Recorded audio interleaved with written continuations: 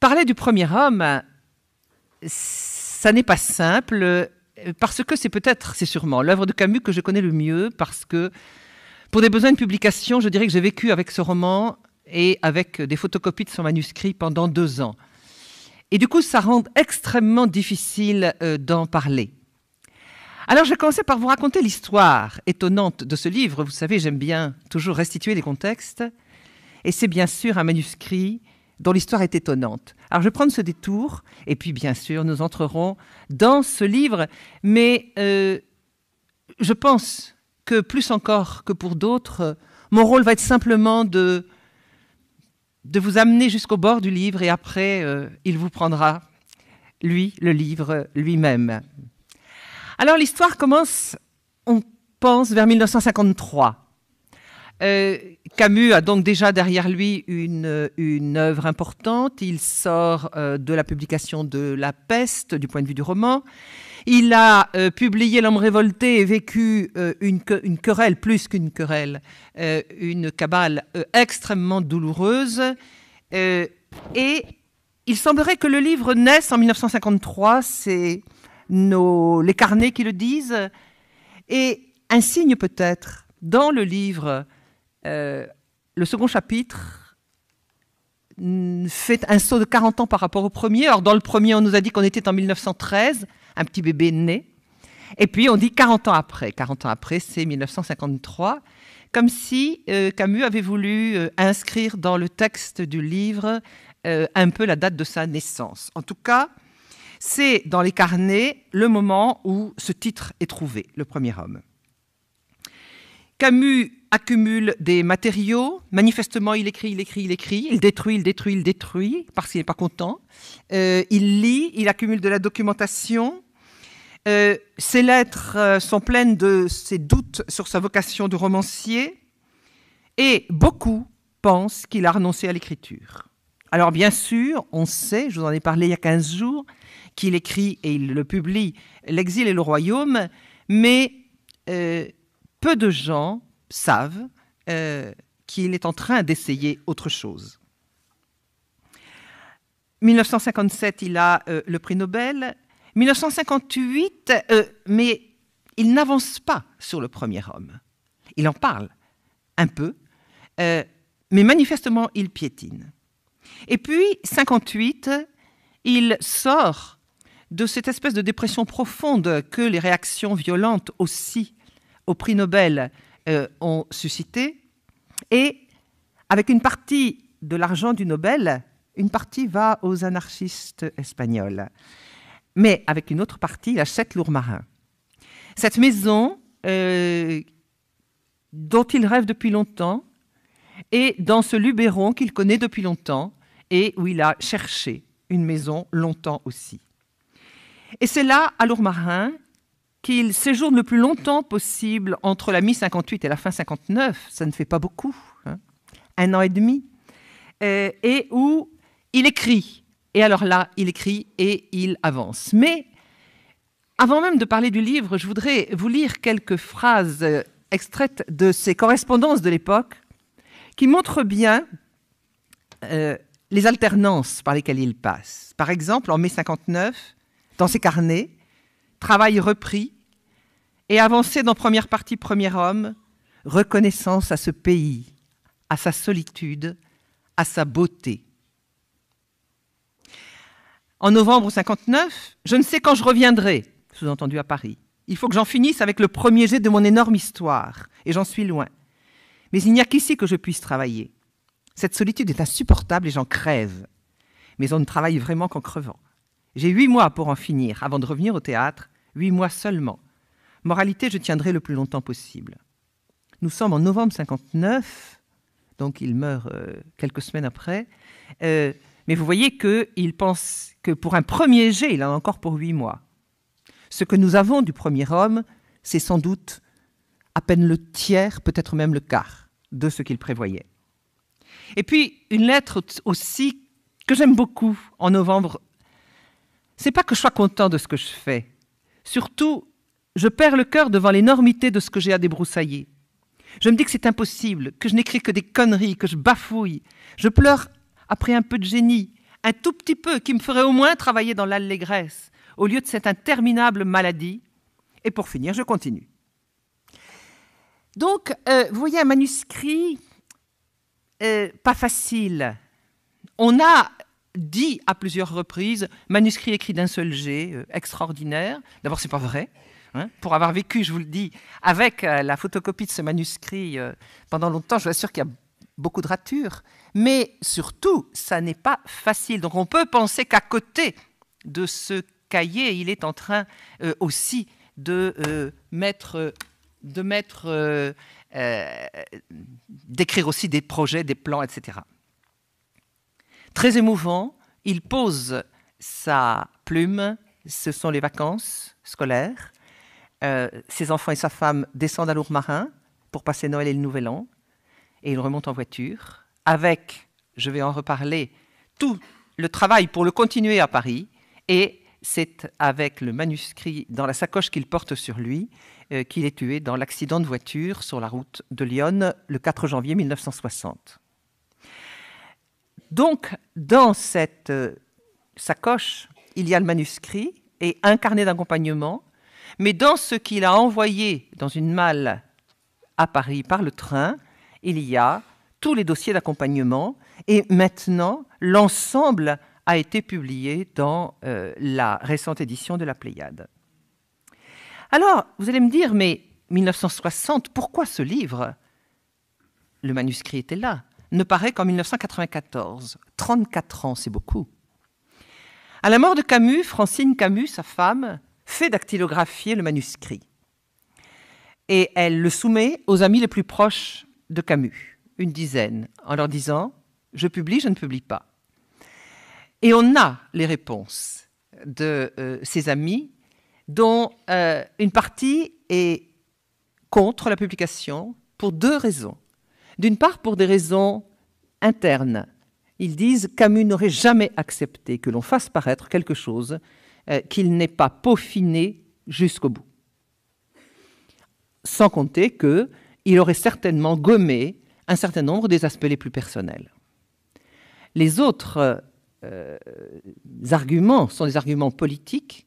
On est en pleine guerre d'Algérie, 4 janvier 1960, et ce roman, j'en avais parlé dans la présentation que j'avais faite de Camus et l'Algérie, ce roman est aussi un roman politique qui parle de la guerre d'Algérie, et donc ces amis-là disent ça va être lu uniquement à travers le prisme de la guerre d'Algérie.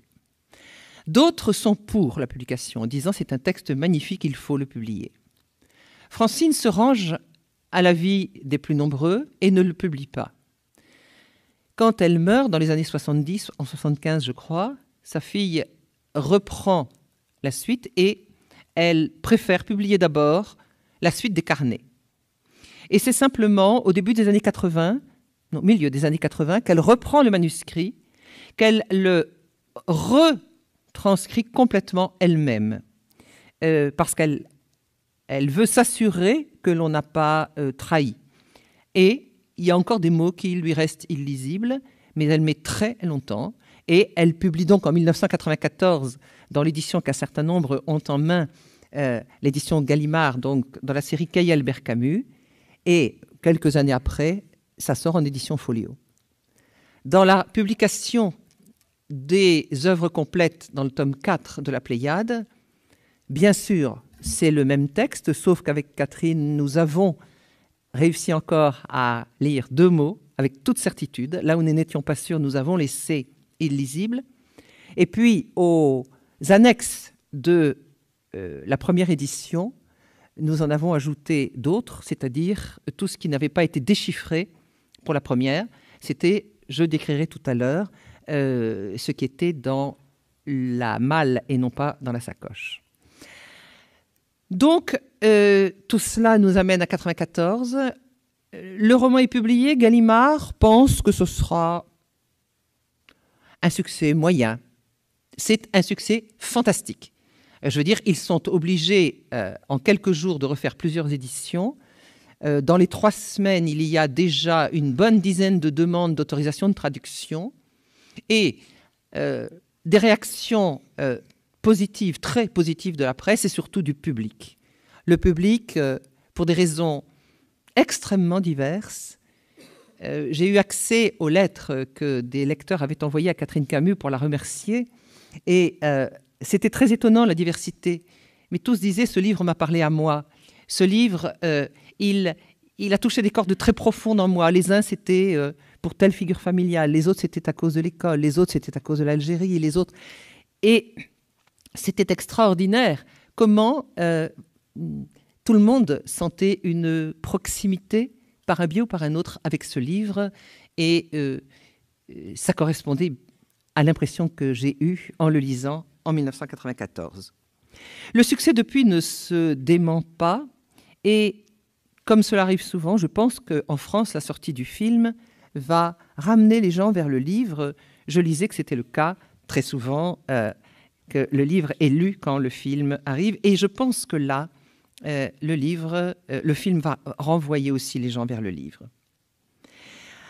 Alors nous avions donc, puisque c'est ce roman inachevé, 144 feuillets d'un manuscrit, des carnets et puis des dossiers, avec la documentation qu'il avait accumulée. Et si vous en avez l'occasion, je vous invite à aller regarder dans la Pléiade, pour le moment ça n'est sorti que là, ces éléments pour le premier homme, parce qu'il y a en particulier une chemise qui s'intitule « Le bûcher », et avec en sous-titre « Jessica ou Vera », c'était le nom qu'il prévoyait pour le grand amour de Jacques Cormery, le personnage, et on a, j'allais dire, le premier roman d'amour que Camus ait écrit, puisque, on l'a dit, il n'y a pas tellement d'histoire d'amour dans ses romans. Et là, bien sûr, à l'état de fragments, mais quand même, des fragments qui quelquefois sont longuement rédigés, on a des choses tout à fait extraordinaires sur la souffrance amoureuse, mais aussi sur le bonheur d'aimer. Alors le titre, Le premier homme, ça n'est pas simple. Bien sûr, si l'on s'en réfère au texte, il s'agit d'abord de l'orphelin, Jacques Cormery, qui est donc le personnage du roman. Je viendrai sur les rapports entre Jacques Cormery et Albert Camus, est lui aussi un orphelin. Son père est mort à la guerre. Et lui avait eu 16 ans, puis 20 ans, et personne ne lui avait parlé. Et il lui avait fallu apprendre seul, grandir seul, en force, en puissance, trouver seul sa morale et sa vérité, naître enfin comme homme, pour ensuite naître encore d'une naissance plus dure, celle qui consiste à naître aux autres, aux femmes, comme tous les hommes nés dans ce pays. Je vous le redirai à plusieurs reprises, Camus fait dans Le premier homme des très très longues phrases, comme s'il était en train de changer de style. Et à plusieurs reprises, et c'est le cas ici, vous l'avez peut-être senti, je ne savais pas où m'arrêter, c'est que c'était encore au milieu d'une phrase, mais les phrases, elles peuvent avoir une page et demie, donc quelquefois je suis obligée de les couper. Mais vous en sentirez le rythme quand vous lirez. Elles ne sont pas difficiles à lire, on ne s'y perd pas, parce qu'elles sont extrêmement construites, mais elles sont très longues, donc à l'oral, ça pose un problème. Alors, pour lui, l'orphelin, et vous avez vu l'allusion à la terre, dans tous les hommes nés dans ce pays, c'est-à-dire en Algérie, on est encore plus le premier homme en Algérie, parce que pour lui, ça se discute, bien sûr, mais je dis pour Camus, c'est une terre sans passé. Pourtant, il connaît très bien le passé de l'Algérie. Il a travaillé dans ses études sur des écrivains, des philosophes nés en Algérie. Mais il dit, c'est une terre où l'on détruit et où l'on reconstruit sans cesse. Mais le titre va au-delà. Dans les carnets, en 1954, il écrit « Roman. Le premier homme refait tout le parcours pour découvrir son secret. Il n'est pas le premier. Tout homme est le premier homme. Personne ne l'est. C'est pourquoi il se jette aux pieds de sa mère. Nous reviendrons bien sûr sur la mère. » Et dans un ouvrage qu'il ne publie pas, mais qu'il avait imaginé avec son grand ami René Char, et qui étaient des textes de lui, Camus, sur des photos. Et René Char accompagnait tout cela et devait le publier avec un avant-propos. On a ce livre, il s'appelle « La postérité du soleil », il est magnifique. Il y a les photos, il y a les textes de Camus et il y a l'avant-propos de René Char. Et les textes de Camus sont des textes très brefs, un peu comme des poèmes en prose. On a ceci: « Des vieux troncs de saule jaillissent des gerbes de branches fraîches. C'est le premier jardin du monde. À chaque aurore, le premier homme. »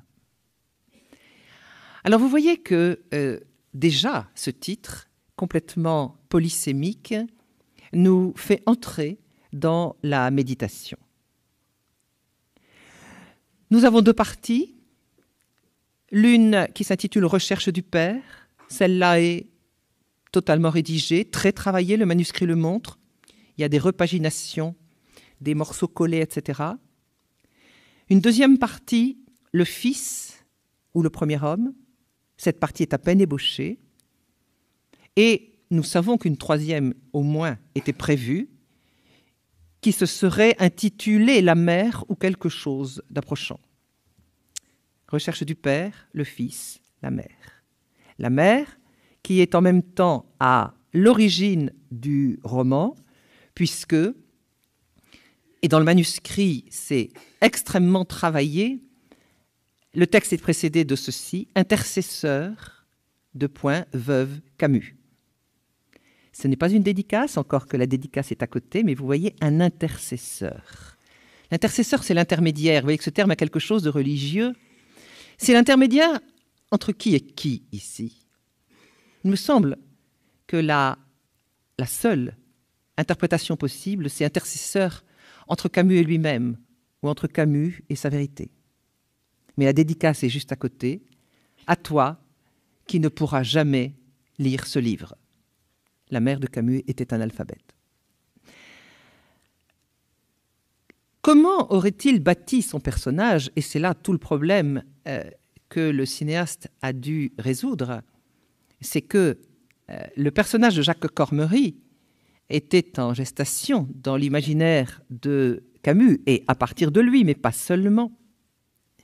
Mais que nous ne savons pas comment cet homme que nous voyons à 40 ans partir à la recherche du Père, comment est-il devenu cet homme de 40 ans, puisque, dans la partie rédigée, nous le quittons à l'adolescence.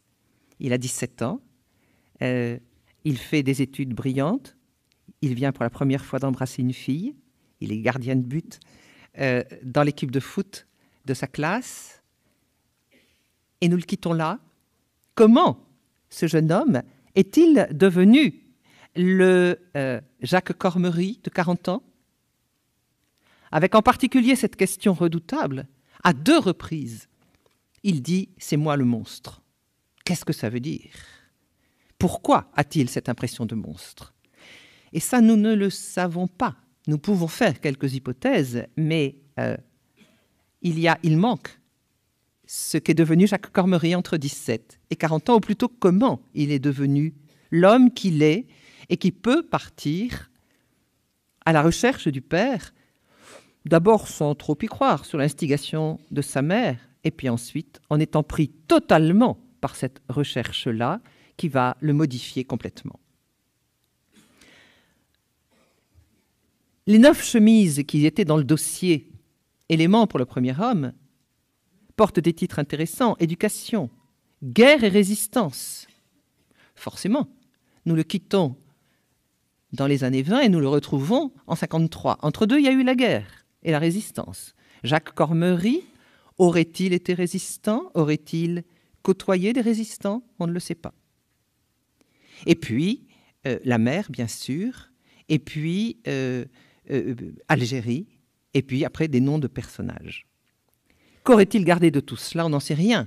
De la même manière que tous les textes qui sont donnés ici en annexe, nous ne pouvons pas savoir s'il les aurait gardés. Il faut donc être extrêmement prudent quand on utilise ces textes. Aurait-il ou non fait partie de la version définitive? On ne peut absolument pas le savoir. Et le signe d'une hésitation même chez Camus, c'est que dans ces annexes, nous avons 8 textes précédés du mot « fin ». Autrement dit, 8 possibilités pour la fin de son roman, qui sont extrêmement différentes et qui impliquent forcément, j'allais dire, des contenus différents. Il se peut aussi bien, certains le disent, que la première partie, que pour ma part, je pense très aboutie, il l'aurait complètement remaniée. C'est tout à fait possible. On l'a vu, abandonner complètement, au tout début de sa carrière, un roman déjà totalement écrit, La mort heureuse. Dans sa carrière, pour La peste par exemple, il a fait 3 versions complètement. Il est évident qu'il pouvait très bien le reprendre complètement. Il n'empêche que nous avons cela et que c'est très extraordinaire. Dernière chose pour arriver vers le roman, c'est ce qu'à plusieurs reprises il dit comme ambition. Il voudrait écrire son Guerre et paix, comme Tolstoï. Et dans une des rares préfaces qu'il accepte de faire pour un de ses amis, Roger Martin Dugard, édition préface à ses œuvres complètes, il écrit ceci. Il y a de grandes chances en effet pour que l'ambition réelle de nos écrivains soit, après avoir assimilé les possédés, Dostoïevski, d'écrire un jour Guerre et paix, Tolstoï. Au bout d'une longue course à travers les guerres et les négations, il garde l'espoir, même s'il ne l'avoue pas, de retrouver les secrets d'un art universel qui, à force d'humilité et de maîtrise, ressusciterait enfin les personnages dans leur chair et leur durée. Il dit cela pour Martin Dugard, mais ça ressemble très fort à ce qu'il est en train de faire. Il va faire une adaptation des Possédés et il est en train d'essayer d'écrire son Guerre et paix. Et je crois qu'on peut lire Le Premier Homme comme cela. Alors, quand le livre est sorti, beaucoup ont salué une autobiographie de Camus. Et certes, dans ses carnets, il écrit « Je vais parler de ceux que j'aimais, ceux CEUX, et de cela seulement, joie profonde. » Donc, on peut se demander s'il écrit son autobiographie, alors que lui, toujours parle de romans, que ce soit dans ses carnets, que ce soit dans les interviews, il dit toujours « Je suis en train d'écrire un roman ». Alors, bien sûr, il y a une dimension autobiographique. Si l'on veut absolument mettre des étiquettes, je dirais que l'on a ici un roman d'inspiration autobiographique. Pour ma part, je n'aime pas le terme qui a été très utilisé depuis une dizaine d'années d'autofiction. Je préfère dire tout simplement un roman d'inspiration autobiographique. Mais l'autobiographie est là et bien là. Camus sait qu'il est devenu capable de revenir à ses sources profondes. Dès 1949, il expliquait dans un texte qui va devenir l'extraordinaire préface à L'Envers et l'Endroit. L'Envers et l'Endroit, c'est un recueil qu'il a écrit en 1939, mais en 1958, il accepte qu'il soit réédité et il le fait précéder d'une préface qui est une sorte de mise au point de ce qu'il est en tant qu'artiste. C'est un texte qu'on peut lire seul, en dehors même de L'Envers et l'Endroit. Et ce qui est intéressant, c'est que ce texte, on en trouve des bribes dans les carnets très longtemps à l'avance. Autrement dit, c'est un texte qu'il mûrit longtemps, cette espèce de profession de foi en tant qu'artiste. Qu'est-ce qui m'a fait artiste ? Et qu'est-ce que je suis en tant qu'artiste ? Et qu'est-ce que je voudrais faire ? Et il dit dans ce texte que l'artiste doit absolument s'appuyer sur ses forces profondes, ses mouvements profonds, mais en même temps ne pas se laisser déborder. Et il dit ceci, et je le prends dans une version antérieure à la version finale de 1958. Mes barrières aujourd'hui encore sont trop fortes, mais ce qu'elles avaient à contenir l'était aussi.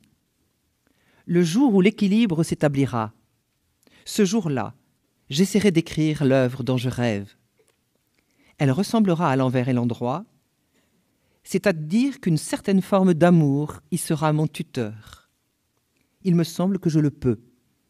L'étendue de mes expériences, la connaissance de mon métier, ma violence et ma soumission, point de suspension, il ne termine pas la phrase. Alors, le texte est beaucoup moins travaillé que la version définitive que vous pourrez aller lire dans l'envers et l'endroit, mais je trouve qu'à la fin, la phrase qu'il ne termine pas est intéressante. L'étendue de mes expériences, la connaissance de mon métier, et j'avais essayé de vous montrer il y a 15 jours combien l'exil et le royaume étaient une sorte de gamme qu'il faisait aussi par rapport à son métier pour s'assurer de sa maîtrise, mais aussi ma violence et ma soumission. Ma soumission, non pas au monde extérieur, mais ma soumission à la vérité profonde que je cherche. Bien sûr, Albert Camus et Jacques Cormery sont très proches. Bien sûr, Cormery, ce nom, c'est le nom de sa grand-mère paternelle. Grand-mère paternelle, donc vous voyez, il réunit des différentes lignées. Bien sûr, il lui arrive dans ce premier jet de faire des lapsus sur les noms propres, c'est-à-dire de reprendre le nom de la personne réelle. Bien sûr, la première personne affleure une fois dans le texte et elle est constamment présente dans les annexes, au point qu'on a l'impression quelquefois que certaines phrases sont d'abord écrites à la première personne et ensuite à la troisième. Cela arrive dans les carnets où un même fait est raconté sur les deux modes, c'est-à-dire qu'il le rapporte comme son expérience et immédiatement, il en fait une sorte de reprise sur le mode narratif, sur le mode romanesque. Et c'est encore plus net dans Éléments pour le premier homme, où quelquefois c'est très directement, les brouillons, les petits papiers, c'est directement en phase avec sa vie. Hein. Il écrit sur n'importe quel support, et la reprise arrive là où, dans les carnets, c'est-à-dire la mise en forme. Et puis, bien évidemment, les thèmes sont directement autobiographiques. C'est la même structure familiale, mais le frère disparaît pas totalement. Il disparaît de la première partie, il est présent dans la seconde. Qu'est-ce que la version définitive aurait fait? On ne le sait pas. Manifestement, même si on sait peu de choses de Jacques Cormery, on sait quand même que c'est un enfant de Bellecour qui change de milieu grâce à ses études, qui vit en métropole et qui a réussi. L'homme de 40 ans que l'on voit dans le train de Saint-Brieuc est un homme manifestement qui a réussi. Et puis, il va sur la tombe du père à Saint-Brieuc et, de fait, la tombe du père de Camus est à Saint-Brieuc. Il avait été blessé sur la Marne et Saint-Brieuc, vous voyez, était une base arrière. Camus y est allé en août 47, pas en 53. Là encore, comme il dit dans les annexes que le livre sort de cette fracture du temps qu'opère chez Jacques Cormery la découverte que son père est plus jeune que lui, c'est-à-dire qu'il est mort à 25 ans. Donc, ce n'est pas exactement les mêmes dates, et les changements de date sont extrêmement significatifs. On ne sait pas ce que Camus a ressenti sur la tombe de son père. Il n'en a jamais parlé. Et ceux qui disent, voilà ce qui s'est passé pour Camus, tel jour d'août 47, disent n'importe quoi. On ne sait rien. Il n'en a parlé nulle part et aucun de ceux avec qui il est allé seul au cimetière. Mais enfin, il était chez son ami Louis Guillou. Louis Guillou n'en a rien dit. Est-ce que même il en a parlé? En tout cas, cette prise de conscience extrêmement brutale qu'il prête à Jacques Cormery, on ne sait pas quand est-ce qu'elle s'est produite pour lui, mais ce qu'il dit, quand, près de la tombe de son père, il sent le temps de se disloquer, ce nouvel ordre du temps est celui du livre. Est-ce que pour Camus aussi, le livre Le Premier Homme est né d'une telle fracture du temps devant la tombe de son père? On ne le sait pas. C'est peut-être une invention romanesque. Le livre est né de cela. Ça ne veut pas dire qu'il il ne se préoccupait pas de son père, mais ça veut dire que peut-être ça ne s'est pas passé comme cela, mais que toute l'évolution, son évolution à lui, Camus, par rapport à son père, il a voulu la traduire dans ce fait-là. Et je trouve que Gianni Amelio a eu 1000 fois raison. Le film commence par la scène sur la tombe. Ce qui va encore dans le sens de l'autobiographie, c'est ce frémissement lyrique sur lequel je reviendrai abondamment tout à l'heure, qui parcourt tout le livre et qui nous fait sentir constamment à quel point il y a derrière cela une expérience heureuse ou malheureuse. Mais je vous l'ai dit, Camus parle toujours d'un roman. Dans les annexes, il écrit à plusieurs reprises « Je veux écrire l'histoire de ». Il écrit l'histoire d'un fils, d'une mère. Et il me semble que l'écriture romanesque correspond pour lui d'abord à une pudeur. Pudeur personnelle, pudeur familiale.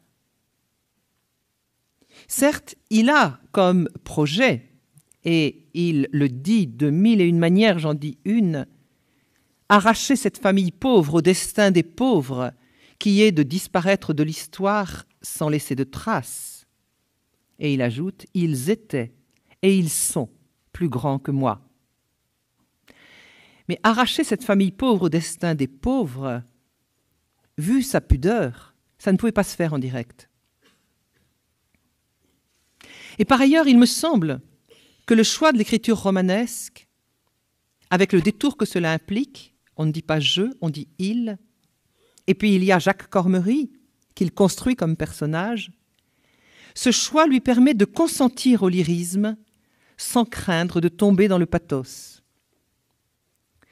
C'est-à-dire qu'en évoquant les bonheurs et les malheurs de sa propre enfance, le détour par le roman lui permet à la fois une liberté parce qu'il y a ce détour. Donc, le lyrisme peut à la fois affluer à l'intérieur de lui, la nostalgie, tout peut affluer à l'intérieur de lui. Le détour par le roman permet que le pathos soit limité, permet l'espèce de tenue de l'écriture et en même temps de frémissement, qui, je trouve, est une réussite extraordinaire. Par ailleurs, il a envie d'écrire un roman. S'il est en train de concevoir, comme on peut le penser, le 3e cycle de son œuvre, après le cycle de l'absurde, le cycle de la révolte, ce serait le cycle de l'amour, le cycle de la mesure. Tout à l'heure, on a entendu qu'il disait que l'appui, c'était l'amour ici. Dans chacun de ces cycles, il y avait un roman. Le premier homme pourrait être le roman de ce 3e cycle. Mais je crois aussi que Camus ne veut pas s'astreindre à la linéarité de l'autobiographie. L'ellipse temporelle entre le 1er et le 2e chapitre, 40 ans après, ça lui permet de bien marquer qu'il n'est pas là pour raconter une histoire linéairement, mais pour raconter une quête. Je vais vous raconter l'histoire d'un homme qui, à 40 ans, part à la recherche de son père. Et ce que cela provoque en lui.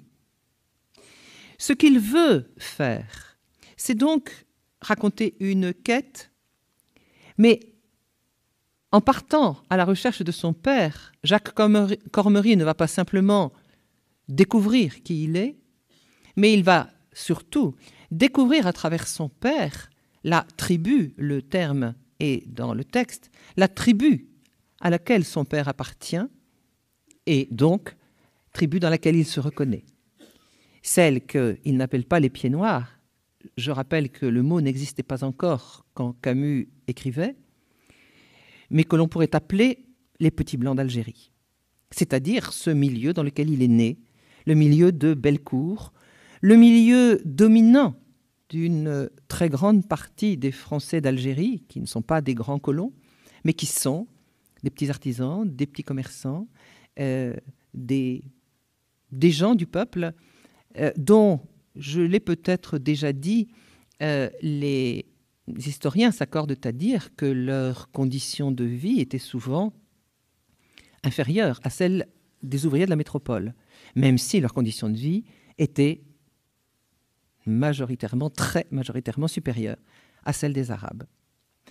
C'est cette tribu-là, mais cette tribu qui est enracinée en Algérie depuis 1848. La colonisation de l'Algérie commence en 1830, mais la colonie de peuplement commence en 1848. C'est cela que Jacques Cormery va trouver. Autrement dit, vous voyez qu'il ne s'agit pas de raconter ni l'autobiographie d'Albert Camus, ni seulement l'histoire de Jacques Cormery, mais de voir tout ce qu'il découvre à travers la quête de son père. Et je répète qu'au point de départ, c'est sa mère qui lui a dit « Tu devrais quand même aller voir la tombe de ton père à Saint-Brieuc ». Et ça n'est pas venu d'un mouvement de lui. Et je trouve ça encore plus émouvant parce que tout change pour Jacques Cormery dans une quête qu'il n'a pas initiée de son propre chef. Je pense enfin que Camus voulait écrire un roman parce qu'il sait très bien qu'on ne reconstitue ce qu'a été la vie de quelqu'un, l'expérience de quelqu'un, son père, qu'avec aussi de l'imagination. Surtout quand il y a si peu de témoignages directs. Il ne sait pas grand-chose de son père, sa mère ne lui en dit pas grand-chose, ne se souvient plus, et il trouve très peu de témoins. Et donc, le reste, il fallait l'imaginer. Et je n'ai pas le temps de développer comment il y a une scène extraordinaire où Jacques est dans l'avion, c'est le dernier chapitre de la première partie, le 1-7. Il est dans l'avion qui le ramène de Mondovì à Alger, et il remet en place tout ce qu'il a appris. En particulier, il a vu un fermier qui n'a pas pu lui dire grand-chose sur son père, mais qui a pu lui dire, et j'en avais parlé ici, la tradition de sa famille, ce qu'on lui a raconté de ses grands-parents et arrière-grands-parents jusqu'aux premiers arrivants de 48. Et Jacques Cormery remet tout cela en place, mais dans une espèce de semi-sommeil dans l'avion. Et à un moment donné, il y a cette phrase extraordinaire. Il essaye de se représenter ce que lui a raconté le fermier des premiers arrivants. Et il dit, il arrive à voir son père. Son père dont il n'a pas de photo à ce moment-là. Il l'a retrouvé. Camus a retrouvé la photo de son père très tard. Donc Jacques Cormery n'a jamais vu son père. Et il dit que, en projetant dans son imagination tout ce qu'il a entendu comme témoignage véhiculé dans la famille du fermier Veillard, il se représente les scènes de 1848 et c'est dans cette imagination des arrivants de 1848, il dit « là, je vois mon père », puisque c'était les arrivants à Mondovì, et il dit « mais mon père, quand il est arrivé à Mondovì, le jour même de ma naissance, puisque je suis né pendant le déménagement de mes parents, eh bien, il était exactement comme eux. » Et c'est donc en imaginant les migrants de 1848 qu'il arrive à voir son père. Ce que je veux dire ici, c'est que le travail de l'imagination dans le sens de se représenter des images, non pas dans le sens d'inventer des histoires impossibles, mais de se représenter des images à partir d'un récit de témoin, c'est un travail de l'imagination, c'est un travail proche du travail de l'écriture romanesque. Et il me semble que Camus veut montrer aussi cela et qu'il veut écrire un roman. Il y en aurait encore un dernier détail, la scène à l'école où l'instituteur lit aux enfants pendant toute l'année les Croix de bois de Dorgelès. Et l'enfant, à un moment donné, il lève la tête de son livre et il voit le petit Jacques Cormery, les yeux, le visage ruisselant de larmes. C'est un passage extrêmement émouvant et qui dit quoi? Qui dit que, mais ça n'est jamais explicité, je vais lourdement expliciter, que pour l'enfant, c'est le roman de Dorgelès qui lui dit la réalité de la mort de son père. Il n'y a pas de témoins directs, ils sont tous morts sur le front de la Marne, mais le roman de Dorgelès suscite les larmes. L'enfant ne dit rien, mais le passage est extrêmement fort. Ce visage ruisselant de larmes dit l'efficacité du roman.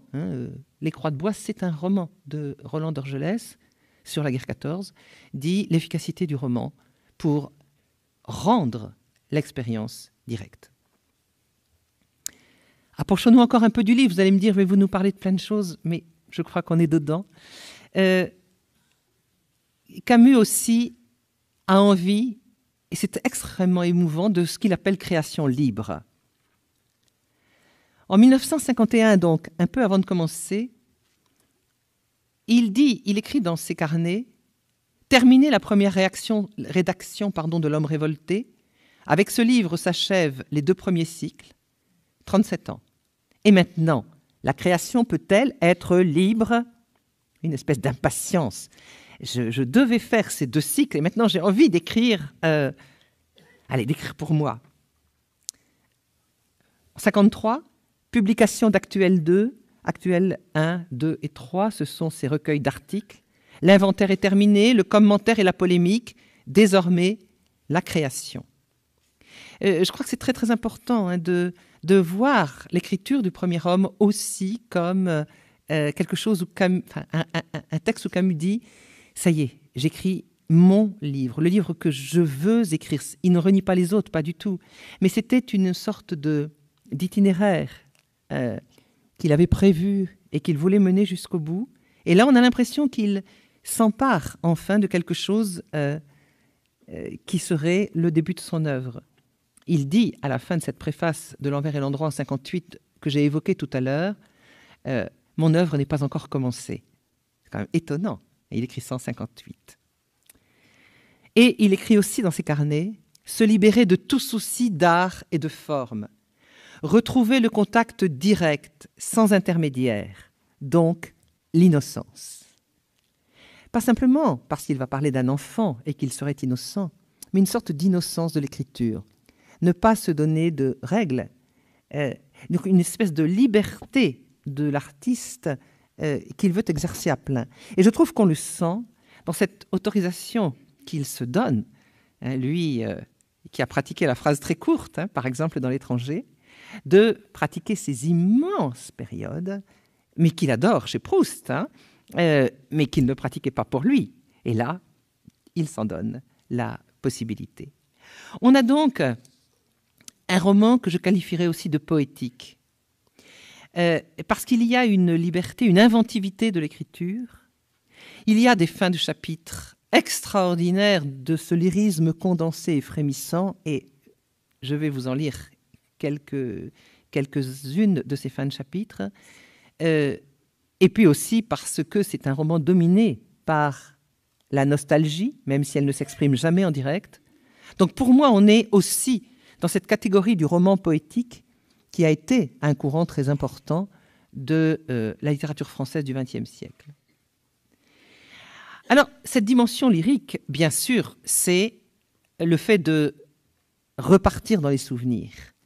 Et la manière dont Camus fait remonter les souvenirs dans la mémoire de Jacques Cormery, non pas linéairement en disant « bon, cette année-là, qu'est-ce qui s'est passé ?» mais tel type de lumière, et ça ressemble beaucoup à du Proust, tel type de lumière, ça fait remonter l'image de la sieste. Vous voyez, c'est par des sensations du présent que le passé revient. Et comme chez Proust, une fois qu'on a tiré un fil, on tire toute la bobine et c'est tout le passé qui revient. C'est la petite Madeleine de Proust qui donne tout le passé, toute l'enfance du narrateur. Alors bien sûr, j'ai envie de me faire plaisir et de vous faire plaisir peut-être aussi en lisant quelques pages où vous entendrez cette espèce de souvenir intact de la saveur du moment qui revient dans l'écriture. Les exemples étaient multiples, mais par exemple, le bain des enfants. La mer était douce, tiède, le soleil léger maintenant sur les têtes mouillées, et la gloire de la lumière remplissait ces jeunes corps d'une joie qui les faisait crier sans arrêt. Ils régnaient sur la vie et sur la mer. Et ce que le monde peut donner de plus fastueux, ils le recevaient, et en user sans mesure, comme des seigneurs, assurés de leur richesse irremplaçable. On a aussi...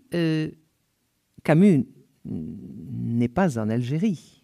Il écrit de métropole, même s'il est allé en Algérie début 58. Mais on voit avec quelle tendresse il restitue la topographie de l'Alger de son enfance, à travers les trajets de l'enfant, trajets d'autobus, descente vers la mer, le jardin d'essai. Et l'on voit cette écriture de la nostalgie rien que dans la manière de ressusciter des lieux, telle Fontaine au carrefour d'une route.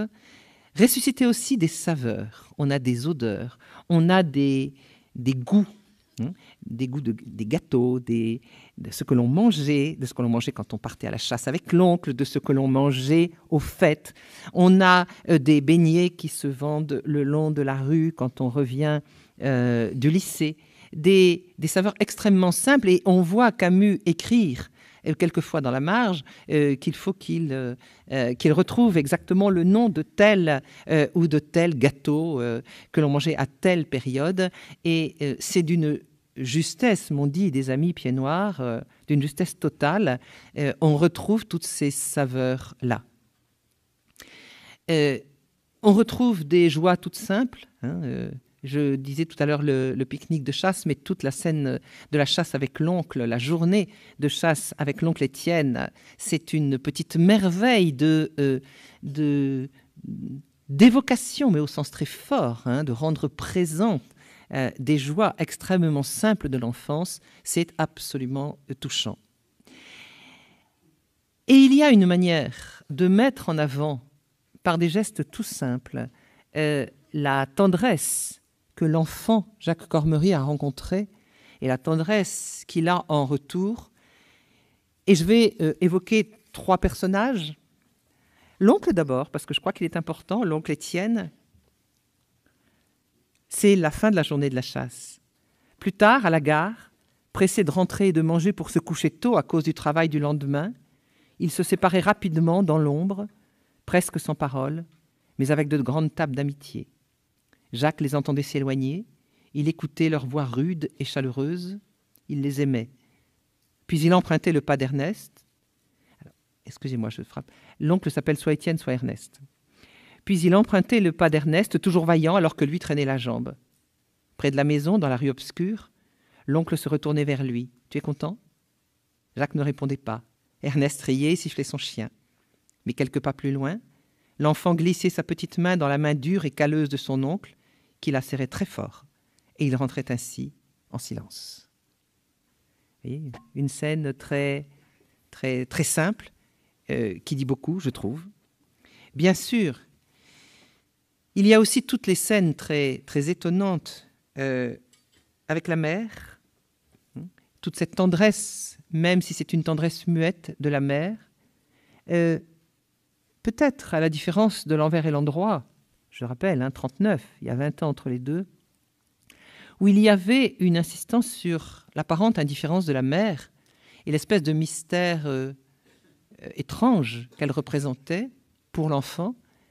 Cette étrangeté est encore présente, mais elle est contrebalancée beaucoup plus par de la tendresse. Et là, on va avoir la superposition de la tendresse de l'enfant et de celle de l'adulte pour cette même mère. Là, il s'agit de l'adulte. Quand il arrivait devant la porte, sa mère l'ouvrait et se jetait dans ses bras. Et là, comme chaque fois qu'il se retrouvait, elle l'embrassait 2 ou 3 fois, le serrant contre elle de toutes ses forces. Et il sentait contre ses bras les côtes, les os durs et saillants des épaules un peu tremblantes, tandis qu'il respirait la douce odeur de sa peau qui lui rappelait cet endroit sous la pomme d'Adam, entre les 2 tendons jugulaires qu'il n'osait plus embrasser chez elle, mais qu'il aimait respirer et caresser étant enfant, et les rares fois où elle le prenait sur ses genoux, et où il faisait semblant de s'endormir, le nez dans ce petit creux qui avait pour lui l'odeur, trop rare dans sa vie d'enfant, de la tendresse. Et j'aime beaucoup cette superposition de la tendresse de l'adulte et de la tendresse de l'enfant. Et puis, bien sûr, je dis bien sûr parce que je crois que c'est un des passages qui a le plus bouleversé les lecteurs, c'est l'immense tendresse de l'enfant pour son instituteur, Monsieur Bernard, qui a été pour lui un père. Et ici, je vais vous lire une fin de chapitre où vous verrez cette beauté des fins de chapitre. C'est la fin du long épisode où l'instituteur a insisté auprès de la mère et de la grand-mère pour que l'enfant passe le concours des bourses. Et il fallait insister parce que même si le lycée ne coûtait rien à cause des bourses, l'enfant ne pouvait pas gagner de l'argent pour la maison. Donc la grand-mère ne voulait pas. L'instituteur a obtenu l'autorisation, a préparé Jacques avec ses camarades, avec 3 camarades, au concours des bourses. Et il a eu ce concours. Ça veut dire qu'il va aller au lycée. Et Monsieur Bernard, c'est ainsi qu'il s'appelle dans le livre, c'est Louis Germain, par ailleurs, est venu avec Jacques chez lui. La grand-mère parle. « Merci, Monsieur Bernard, merci, disait-elle, pendant que Monsieur Bernard caressait la tête de l'enfant. Tu n'as plus besoin de moi, disait-il. Tu auras des maîtres plus savants. Mais tu sais où je suis, viens me voir, si tu as besoin que je t'aide. » Il partait, et Jacques restait seul, perdu au milieu de ses femmes. Puis il se précipitait à la fenêtre, regardant son maître qui le saluait une dernière fois et qui le laissait désormais seul. Et au lieu de la joie du succès, une immense peine d'enfant lui tordait le cœur, comme s'il savait d'avance qu'il venait par ce succès d'être arraché au monde innocent et chaleureux des pauvres, monde refermé sur lui-même comme une île dans la société, mais où la misère tient lieu de famille et de solidarité, pour être jeté dans un monde inconnu qui n'était plus le sien, où il ne pouvait croire que les maîtres fussent plus savants que celui-là dont le cœur savait tout. Et il devrait désormais apprendre, comprendre sans aide, devenir un homme enfin sans le secours du seul homme qui lui avait porté secours, grandir et s'élever seul enfin au prix le plus cher. Vous voyez ce désespoir de l'enfant qui dit cette immense tendresse. Et vous voyez ce frémissement que l'on sent. J'ai eu la chance de lire toute la correspondance de Camus avec son instituteur Louis Germain. Et c'est Louis Germain qui, après la guerre, prend l'initiative d'écrire à Camus. Sa première lettre est étonnante. « Mon cher petit, tu vas t'étonner que quelqu'un ose utiliser... parce que il sait que Camus n'a plus eu de nouvelles de lui depuis longtemps, a perdu le contact, et puis il se revoit, et la correspondance va durer jusqu'à la mort de Camus. Et souvent, on a parlé de la lettre que Camus écrit à son instituteur et la réponse de celui-ci au moment du prix Nobel, mais je trouve que c'est encore plus émouvant de savoir que cette correspondance durait, et cette impression d'arrachement par rapport à une figure qui a été celle du père, on la retrouve dans les lettres que Camus écrit à Louis Germain, mais vous voyez comment l'écriture reprend en une scène tout un contenu et arrive à dire à la fois le bonheur et le deuil, puisque il s'en va. Et je trouve que quand on regarde une correspondance et qu'ensuite on voit ce que cela donne dans un roman d'inspiration autobiographique, on s'aperçoit quelle est la magie de l'écriture en condensation. Je dirais que là, c'est évident, l'écriture enchante. Non, raconte rien de faux, mais enchante le réel. Et aussi, l'écriture nous le donne à nous pour y projeter aussi nos propres expériences, ici, vous voyez, d'adoption spirituelle et de séparation. J'avais déjà dit, donc je vais passer vite, à quel point la guerre d'Algérie est présente dans le premier homme. Je rappelle simplement l'essentiel de ce que j'avais dit dans la deuxième de ces 4 conférences, à savoir que le premier homme, c'est aussi pour Camus, à un moment où ces autres modes de parole sur l'Algérie sont devenus inaudibles, un moyen de redire ce que Chronique algérienne, publiée en juin 1958, disait déjà, à savoir, oui, le système colonial doit arrêter, mais pour qu'on invente une Algérie autre et une Algérie plurielle, une Algérie de fraternité, dans le respect de tous, et en particulier la coexistence de deux communautés qui, toutes les deux, sont enracinées dans cette terre d'Algérie. Le premier homme redit cela de beaucoup de manières, à la fois en montrant que ce rêve est peut-être d'une Algérie plurielle est peut-être déjà devenu impossible dans cette Algérie où Jacques Cormery mène sa quête, mais en même temps en montrant que cette tribu dont Cormery se perçoit complètement partie prenante, cette tribu est enracinée en Algérie.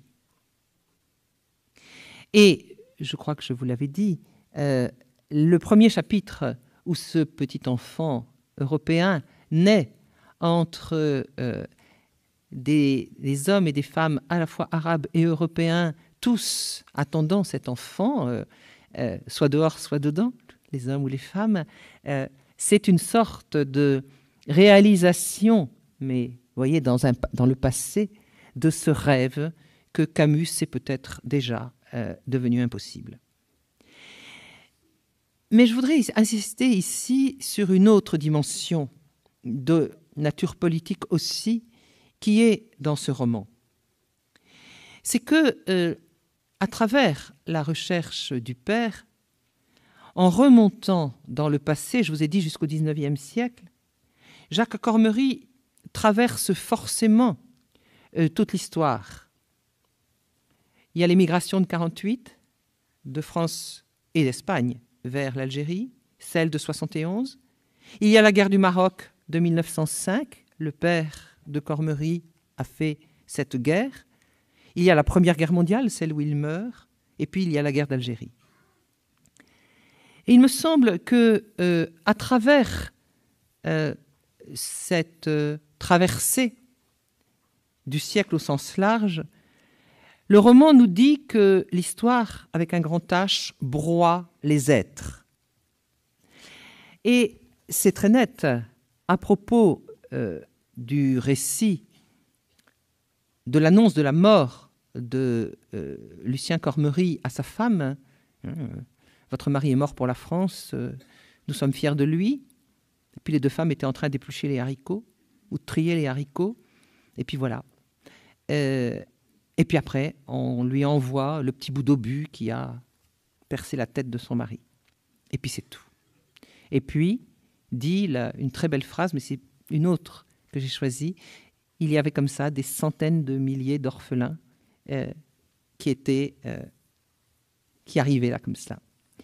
Mais je voulais, pour vous montrer combien l'histoire broie les êtres, j'ai choisi plutôt une immense phrase de la fin de la première partie, où il pense à tous ceux qui sont morts. Oui, comme ils étaient morts, comme ils mourraient encore. Silencieux et détourné de tout, comme était mort son père, dans une incompréhensible tragédie loin de sa patrie de chair, après une vie tout entière involontaire, depuis l'orphelinat jusqu'à l'hôpital, en passant par le mariage inévitable, une vie qui s'était construite autour de lui, malgré lui, jusqu'à ce que la guerre le tue et l'enterre, à jamais désormais inconnu des siens et de son fils, rendu lui aussi à l'immense oubli qui était la patrie définitive des hommes de sa race, le lieu d'aboutissement d'une vie commencée sans racines, et tant de mémoires dans les bibliothèques de l'époque pour utiliser les enfants trouvés à la colonisation de ce pays. Oui, tous ici, enfants trouvés et perdus, qui bâtissaient de fugitives cités pour mourir ensuite à jamais, en eux-mêmes et dans les autres. Comme si l'histoire des hommes, cette histoire qui n'avait pas cessé de cheminer sur l'une de ces plus vieilles terres, en y laissant si peu de traces, s'évaporait sous le soleil incessant, avec le souvenir de ceux qui l'avaient vraiment faite, réduite à des crises de violence et de meurtre, des flambées de haine, des torrents de sang vite gonflés, vite asséchés comme les oueds du pays. La nuit, maintenant, montait du sol elle-même et commençait de tout noyer, morts et vivants, sous le merveilleux ciel toujours présent. Non, il ne connaîtrait jamais son père, qui continuerait de dormir là-bas, le visage perdu à jamais dans la cendre. Il y avait un mystère chez cet homme, un mystère qu'il avait voulu percer. Mais finalement, il n'y avait que le mystère de la pauvreté qui fait les êtres sans nom et sans passé, qui les fait rentrer dans l'immense cohue des morts sans nom qui ont fait le monde en se défaisant pour toujours. Alors vous voyez, je trouve que des phrases comme celle-là, c'est des odes extraordinaires, et il y en a plusieurs, aux anonymes de l'histoire. Mais vous voyez, ils ont fait l'histoire en se défaisant pour toujours, et ils sont maintenant les anonymes. Les pierres sont effacées dans le cimetière, on ne sait plus leur nom, et c'est à cela, les muets, que Camus veut consacrer son livre pour les faire revivre. Parce que le Premier homme, c'est un grand roman de l'exil. D'abord, je le répète, il est écrit par quelqu'un qui se sent exilé quand il n'est plus en Algérie. Mais différents exils se superposent. Les migrants qui sont venus de Paris à Mondovì en 1948, le père de Cormery qui arrive aussi à Mondovì en 1913, et puis, parce qu'on les voit déjà dans le livre, les exilés dans l'autre sens, ceux qui commencent à quitter l'Algérie et à rentrer en France, on en voit plusieurs dans le roman, dans les années 50. Tout est centré sur cette route de Beaune à Mondovì, où il y a sans arrêt des exilés qui sont dans un sens ou dans l'autre. Camus avait pensé intituler son roman à un moment donné « Les nomades », c'est-à-dire ceux qui n'ont pas de terre ou non plus de terre. Il dit donc l'oubli, mais en disant l'oubli, le livre, le Premier homme, devient l'unique patrie de tous ces exilés, passés, présents et futurs. Si leur patrie c'est l'oubli, le livre qui dit que leur patrie est l'oubli devient leur patrie. À la dimension lyrique et à la dimension politique s'ajoute bien sûr une dimension morale. Mais je la rappelle ici simplement parce que je crois que je l'ai déjà abordée. Cette dimension morale est contenue dans la quête de Jacques Cormery. Qui suis-je ? Cet homme de 40 ans, qui suis-je ? Il y est contraint parce que rechercher le père, c'est finalement s'interroger sur soi, s'interroger sur les ruptures qu'il a faites, sur ce qu'il a fui en allant faire une belle carrière en métropole. Il a fui, dit-il, la vie ignorante, obstinée, humble, incarnée par sa mère. Et c'est peut-être cela qui fait de lui un monstre, c'est qu'il a fui quelque chose qui était peut-être une vérité. Mais en même temps, le chemin qu'il fait le mènera forcément, mais qu'est-ce que Camus aurait écrit de cela, vers la question « Et maintenant, qu'est-ce que je vais faire de ma vie ?» Au-delà de ça, il est évident que nous sommes tous invités en lisant ce livre à nous poser la question, nous sommes tous premier homme, première femme, c'est-à-dire que nous avons tous à inventer notre manière d'être au monde et à poser des choix qui définissent cette manière d'être au monde. Et je pense que cette dimension morale, je devrais dire plutôt dimension éthique, est tout à fait capitale. Peut-être aurait-elle été plus manifeste encore dans le roman terminé, mais il me semble que le titre nous oblige à avoir cette question en tête, et nous, en tant que premier homme. Et puis, vous l'avez senti, je suis très fascinée par la dimension mythique de ce roman. Je veux dire, ce roman baigne dans le mythe. Je vous avais dit les nomades. Le mythe de Caïn et Abel est constamment présent parce que pour Camus, la guerre en Algérie, c'est la guerre de deux frères, de deux peuples frères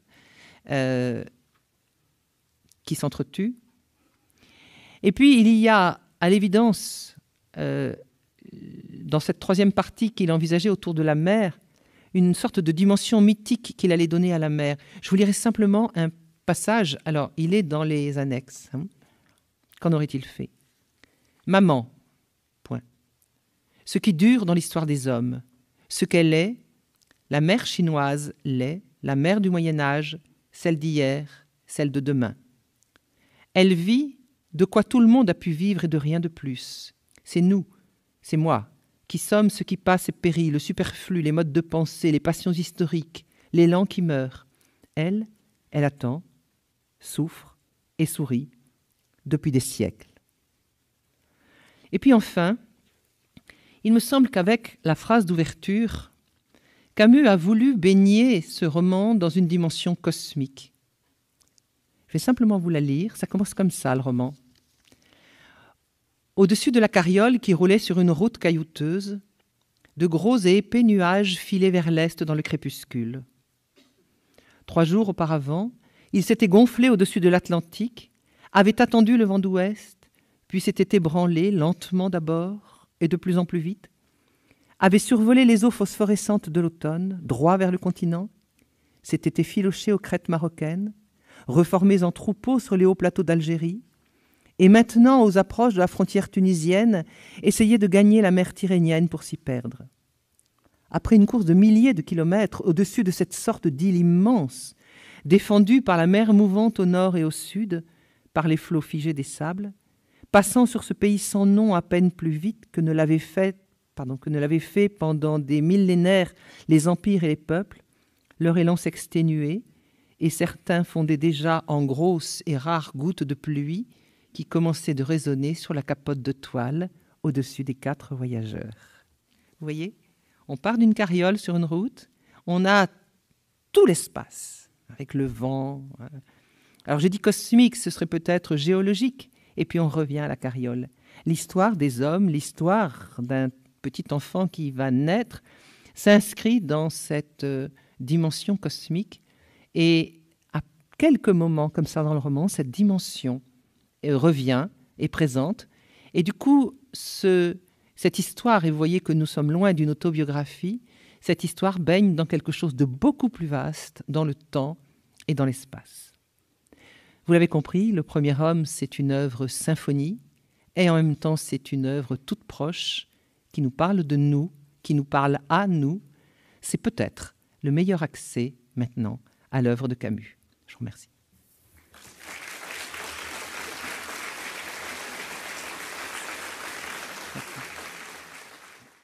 Madame Spickel, en prolongation à votre exposé, il se prépare une commémoration Albert Camus à Aix-en-Provence à la fin de l'année. Est-ce que vous pouvez nous dire si vous y participerez ou nous donner d'autres informations sur cet événement? Alors, oui, il se passe plein de choses à Aix sur Camus. D'ores et déjà, il y a au Centre Albert Camus de la Cité du Livre une exposition sur les formes courtes, essais et nouvelles chez Camus. Cet été, il y aura toujours à la Cité du Livre une exposition sur Camus et les couleurs. Et puis ce qui devait être la grande exposition, qui a donc été soumise à un certain nombre d'aléas, va devenir quelque chose qui va s'appeler une exposition parcours, dont le titre sera, allez, c'est presque sûr, mais j'y pars demain, on a une réunion, Itinéraire d'un citoyen du monde. Albert Camus, Itinéraire d'un citoyen du monde. Ce ne sera pas une exposition classique, ça sera une sorte de parcours qui essaiera, autour de notions importantes et de réalités importantes pour Camus, de faire sentir ce qu'a été son expérience du monde, tout en présentant bien sûr aussi des documents, des manuscrits. Et cette exposition n'a pas de commissaire, avec des noms célèbres. Elle est présentée par la directrice. Bon, d'abord, elle est labellisée Marseille 2013. Elle est soutenue par la municipalité d'Aix, mais elle est proposée par le Centre Albert Camus, soutenue par 4 chercheurs, dont je suis. Et l'exposition commence le 4 octobre et durera sans doute jusqu'au 5 janvier 2014, avec quelques temps forts, en particulier l'inauguration, certainement une journée particulière le 9 novembre, le jour de ou le 7, pardon, de la naissance de Camus, et puis un gros week-end phare le 14-15 décembre, je crois. Mais tout cela, vous le trouvez sur le site. Vous tapez Centre Albert Camus, vous tapez Cité du Livre, comme vous voulez, et vous trouvez tout cela. Alors, ce n'est pas du tout ce qui était prévu au point de départ, mais je pense que ça sera une belle manière d'honorer Camus. Par ailleurs, dans le cadre de Marseille 2013, il y a beaucoup d'autres choses et de belles choses. Je n'ai pas encore vu, mais il paraît que le spectacle d'Abdel Malik, ce rappeur slammer, à partir de l'envers et l'endroit, est très beau. Il va faire toute une tournée ensuite. Alors, je me suis informée sur la banlieue parisienne, excusez-moi, mais je suis persuadée qu'il doit passer pas loin parce qu'il fait une grosse tournée. Je crois que ce sera quelque chose de très beau. C'est-à-dire que le fait que quelqu'un comme Abdel Malik s'empare d'une œuvre de Camus, qu'il connaît très très bien et qu'il aime beaucoup, ça me paraît vraiment très très très intéressant. Voilà ce que je peux dire sur Aix. Camus et Céline, pour des raisons différentes, ont été très marqués par la guerre, puisque Camus a perdu son père à la guerre et Céline a été blessé lui-même à la guerre. Vous savez tous que la France est en guerre au Mali depuis quelque temps, et quand je lis la presse d'aujourd'hui, où je lis le chef de l'État prend une stature d'homme d'État en faisant la guerre, quand je lis que les sondages remontent pour le gouvernement, je me disais, si Céline et Camus lisaient la presse d'aujourd'hui, ils diraient « on n'en sortira jamais ». Je ne sais pas ce que Camus dirait, mais je pense que je dirais peut-être qu'il rappellerait surtout les principes intangibles. Hein. Sauvons les corps, sauvons les hommes, épargnons les civils, disons la vérité. Et puis qu'après ça, effectivement, la politique politicienne, à savoir les bonnes retombées de la politique extérieure, bon, voilà, ainsi va le monde. Mais je pense que nous manquons, et là je suis d'accord avec vous, de grandes voix qui rappellent les choses de fond. Je dis choses parce que le mot de valeur a été trop galvaudé. Je crois que c'est important, mais ces choses de fond, on peut les retrouver dans les textes. Donc les textes parlent encore. Donc je ne sais pas ce qu'ils auraient dit ou ce que Camus aurait dit, mais en tout cas, leur voix parle encore. C'est ce que je veux dire, tout simplement. Oui, si j'ai bien compris, vous nous avez dit qu'une partie qui était un peu plus sur la notion d'amour avec les femmes était prévue dans ce roman, mais n'était pas, si j'ai bien compris, n'était pas intégrée. Ça aurait été l'amour de la vie de Jacques Cormery. Vous l'avez appelé Vera ou un autre prénom. Je voulais vous demander, comment expliquez-vous que Camus, qui a eu tant d'aventures avec des femmes, qui avait un tel goût des femmes, ait si peu parlé de son amour pour les femmes? Est-ce que c'est une notion en même temps de culpabilité vis-à-vis de cela, ou est-ce autre chose? Alors, il me semble d'abord qu'il y a cette pudeur dont je parlais. Camus est quelqu'un qui déteste s'étaler. Même dans ses carnets, il parle très peu de sa vie personnelle, de sa vie intime. Cela dit, manifestement, il y aurait eu une ou plusieurs grandes histoires d'amour dans le premier homme, si l'on en juge par les brouillons. Avec, je le crois, vu qu'il y avait deux personnages antithétiques, d'un côté Marie et de l'autre côté celle dont je ne sais pas s'il l'aurait appelée finalement Jessica ou Vera, il hésite encore entre les deux noms, il a écrit les deux sur la chemise. Manifestement, il y en a une qui aurait été l'épouse et l'autre le grand amour, ou en tout cas deux femmes aimées.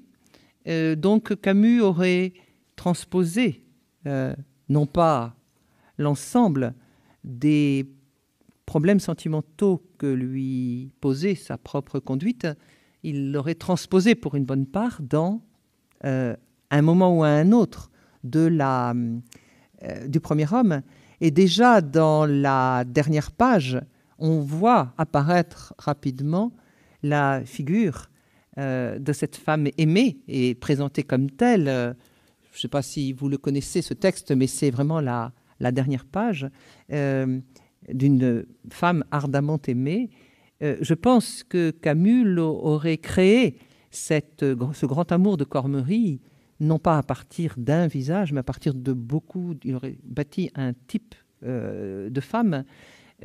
Mais le roman, l'écriture pour lui ne sont pas les lieux où l'on raconte ces petites histoires comme certains voudraient nous le faire croire aujourd'hui, à savoir je prends ma dernière aventure sentimentale que le tout Paris, ou plutôt le tout petit Paris connaît, et j'en fais un roman à succès. C'est pas son genre.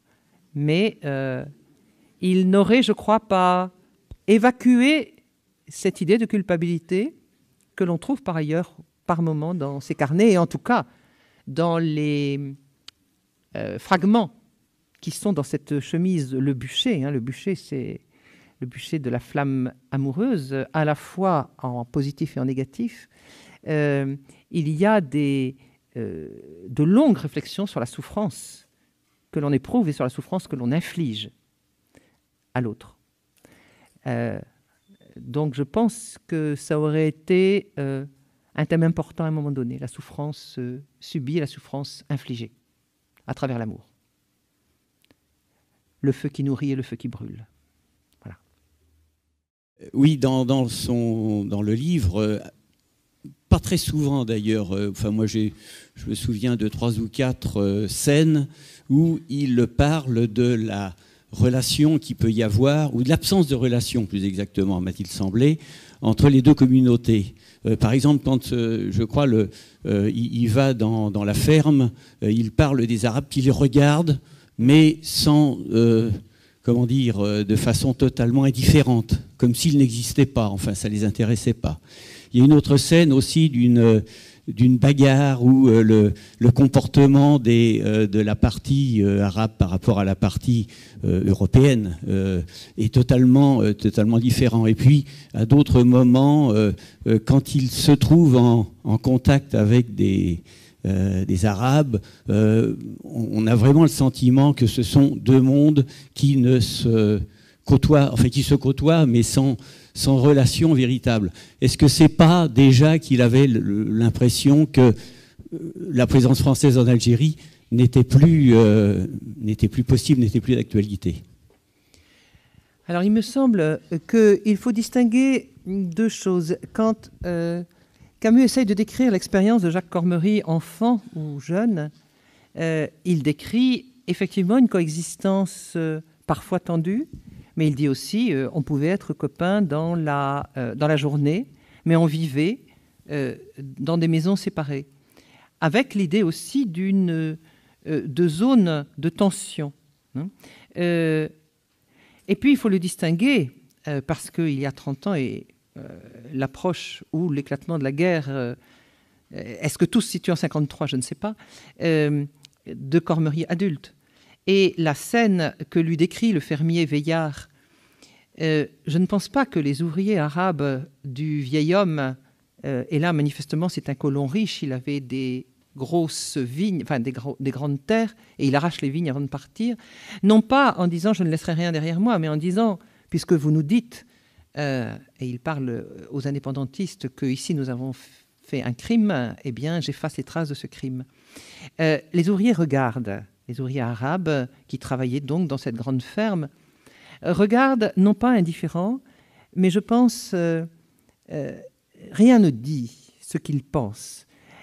Mais en tout cas, ce n'est pas de l'indifférence. Ils sont étonnés, sidérés, peut-être même parce que ça s'est avéré dans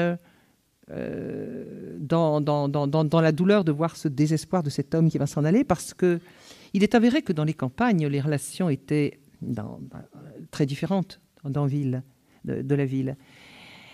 Et qu'il y avait des endroits, ça se voit par exemple dans le roman que j'aime beaucoup, le Maboul de Pellegrini, donc un roman d'un Algérien. Il décrit qu'il y avait des zones, même entre les propriétaires terriens et leurs ouvriers arabes, des zones de compréhension et quelquefois de proximité. Alors en même temps, et le Maboul de Pellegrini, c'est un roman extraordinaire, Jean Pellegrini, qui qui montre bien cela. Hein. C'est-à-dire qu'à la fois, on va vers la guerre, hein, mais en même temps, il y a des zones de partage, de complicité.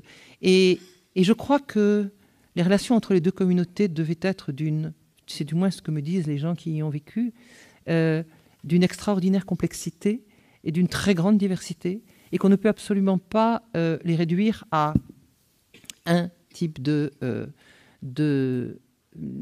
rapport. Maintenant, ça, ce sont les rapports humains. Quand la guerre commence, et ça monte, le sentiment nationaliste avec la revendication d'indépendance commence bien avant, il est évident que l'idée que la coexistence entre ces deux communautés ne sera pas possible après la fin de cette guerre, elle est de plus en plus nette. Je lisais un document qui a été écrit pendant la guerre où des groupes de réflexion avec des Français et des Arabes se réunissent très longtemps, jusqu'à 56, 57, 58, avec toujours la question lancinante, bon, un jour cette guerre, elle s'arrêtera, quel sera notre sort à nous, les Français? Et alors, ce qu'on appelait à ce moment-là les musulmans disant, mais vous aurez votre place dans l'Algérie nouvelle, vous aurez votre place dans l'Algérie indépendante. Et je crois qu'il y a beaucoup de gens qui y ont cru, et que c'est les extrémismes des deux côtés, et là j'y tiens beaucoup, l'extrémisme de l'OAS et du FLN qui ont rendu impossible le maintien, encore que il y a 200 000 Européens qui sont restés, malgré les menaces des deux côtés. S'il n'y avait pas eu l'OAS, je pense qu'il y en a moins de Français qui seraient partis, et s'il n'y avait pas eu le FLN, je pense qu'il y aurait eu moins de règlements de compte. Mais ça, on ne peut pas refaire l'histoire. Mais ce qui est sûr, c'est que très tard, jusque très tard dans l'histoire, des gens ont cru, ont souhaité, ont espéré une Algérie plurielle, bien sûr dans autre chose que le système colonial, c'est-à-dire dans l'égalité, mais avec une coexistence possible. Et ça, Camus le rêvait. Je crois qu'en 1958, il se disait que c'était peut-être trop tard, parce qu'il y avait eu trop de... Le fossé était trop grand. Voilà. S'il n'y a plus de questions, on va remercier et applaudir encore Agnès Pickel. Merci.